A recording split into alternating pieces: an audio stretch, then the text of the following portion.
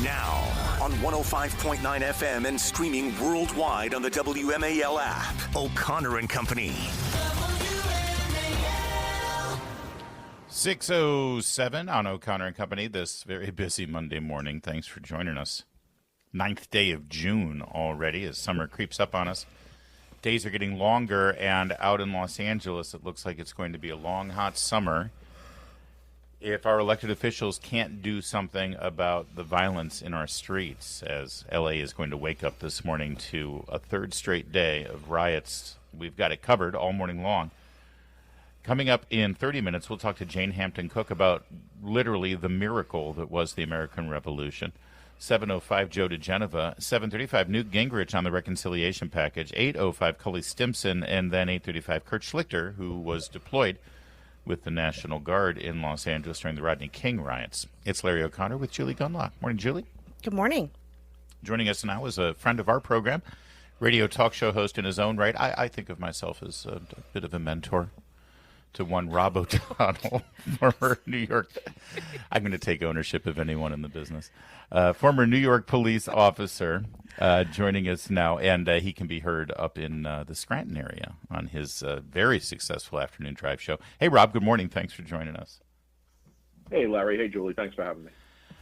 I saw you were very active on social media criticizing what was going on in Los Angeles, the LA police chief, the interaction there with the politicians. It's always disconcerting when you see a police chief speaking on behalf of law enforcement, talking like an elected official, and that's sort of what we saw here. Is that part of the problem, Rob? It's no doubt, and I've talked about this constantly, and that's why elected sheriffs are preferred in a lot of places because, listen, your job, if you're a police chief, you're hired by whatever ideology is in office at that time. That mayor is obviously going to hire someone that aligns with their plan, aligns with their ideology, and a lot of times that includes police chiefs. It includes fire chiefs, and we've seen how well that works out in L.A. for them now, didn't we? But, to that end, Rob, when you saw this playing out and you saw elected officials immediately taking the side of the people who ICE were going to arrest and apprehend, does that sort of feed into the lawlessness nature? It sure did from my perspective. As a cop, that must have been absolutely terrifying, seeing your mayor and your governor saying, yeah, we're on the side of the criminal. Well, and the police chief by what he said. Listen, a simple statement by the police chief here, even if you're giving marching orders from your boss saying don't get involved in this, is, listen, we do not tolerate lawlessness in L.A. You will be arrested if you break the law. That's it. We're not coming to help you. We're not involved with the ICE in any way whatsoever, shape or form. Same thing with the district attorney, Nathan Hochman. He came out with a similar statement saying, they're not for this. You're inflaming the station. You're complicit in what's going on. We expect it from Gavin Newsom. We expect it from Karen Bass. But when you have the district attorney, when you have the police chief coming out, where today, last night and early today, they're walking it back saying, well, the second and third day was more violent, which is common in these types of protests. Well, then why were you so against the National Guard coming? Thankfully, they're there in stage now that it has gotten worse. Rob, let's go to a year, 2 years in the future. What's going to happen to the LA police force after this? I mean, what does this do to morale? What does this do to recruitment when police are the beat cop, the guy on the street trying to, get control over a crowd is treated this way? What does that do to a police force? Well, I've talked to friends of mine in the LAPD who are currently on the ground now, and they're disgusted. They're disgusted. They are being held back. They are not being allowed to do their job. And listen, the only way an entity like LA will understand this is I truly hope that they go after the funding, any federal funding. Now, the LAPD gets about $12 million for Homeland Security funding through different grants. Pull that immediately and say, hey, this is your stance, okay. And let's see where we go from here. I don't blame the men and women in the rank and file, but the leadership here, listen, if you're going to stay out of it, then stay out of it. Don't make inflammatory, complicit statements on social media, which now embolden people from other areas, the known actors, the known tradecraft. We're seeing pallets of bricks and cinder blocks show up again like we did back in 2000.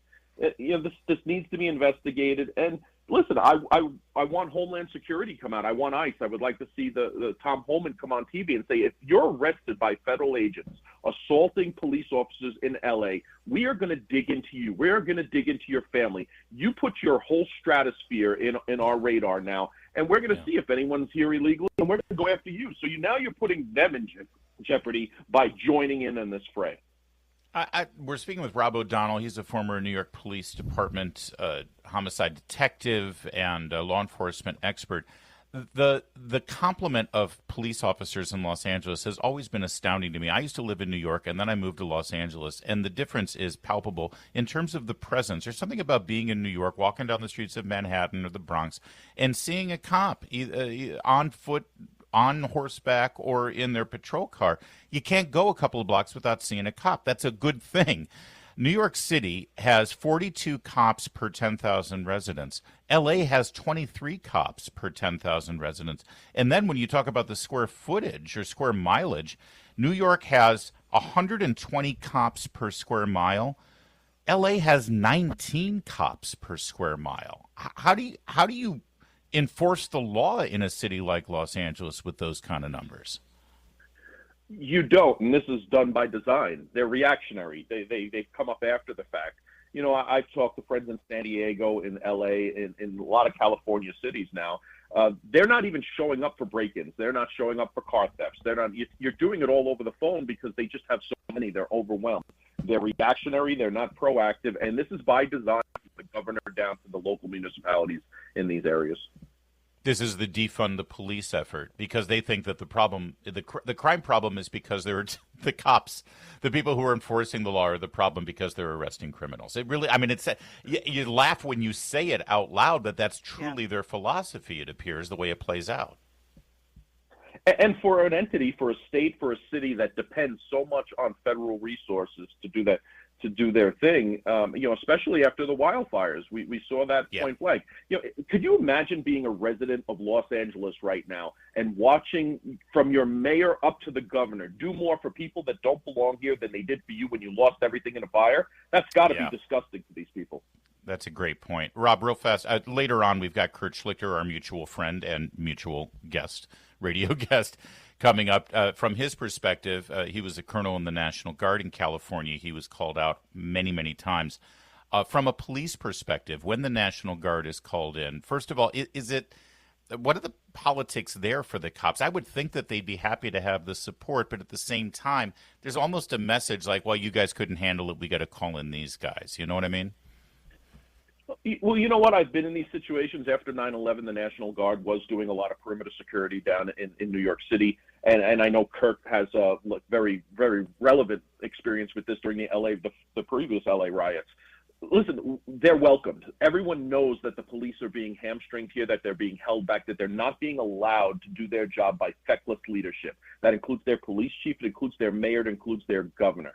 And hopefully, something is done on the federal level to highlight this. And I'm not saying go out and arrest these people. I think the people there elected these individuals for these types of politics. But go after the federal funding. Go after the cooperation that LA needs, that the state of California needs with the federal government, and see how fast they start coming around. Washington, D.C. always loves to hear that lilting Southern accent from Rob O'Donnell. It's just always nice. Well, the South Bronx, I mean, that's what I mean. Right. Rob, always good to talk to you, my friend. Thanks you for Rob. joining us this morning.